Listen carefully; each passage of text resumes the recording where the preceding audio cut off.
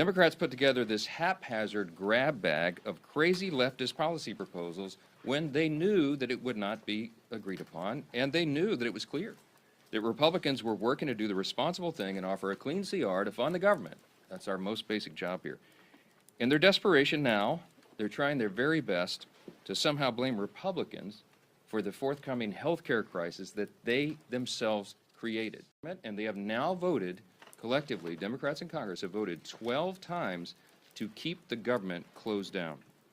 But it doesn't stop there.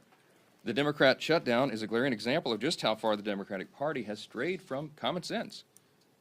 Remember the simple truth here. It was over a month ago now that we passed, the Republicans passed the clean, short-term, continuing resolution. It's nonpartisan.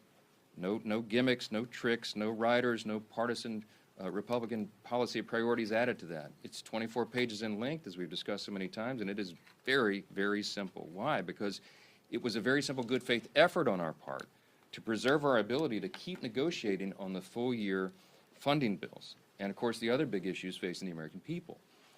So we wanted to keep the lights on. But what did the Democrats do?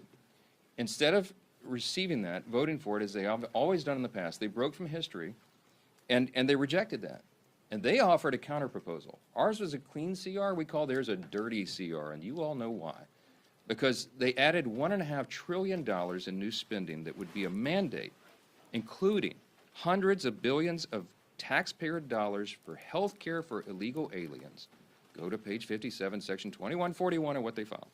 They want to restore funding for left-wing pet projects in foreign countries. And I've given you a list of some of the crazy things that they would include in that. $500 million for liberal news outlets like NPR and PBS on the backs of taxpayers, and the removal. Remember, they wanted to eliminate the $50 billion that Republicans got signed into law by President Trump on July 4th to prop up our rural hospitals. And here's the kicker. The Democrats can't even agree on what they want right now. If you polled congressional Democrats on what it would take to reopen the government, you would not get a uniform answer.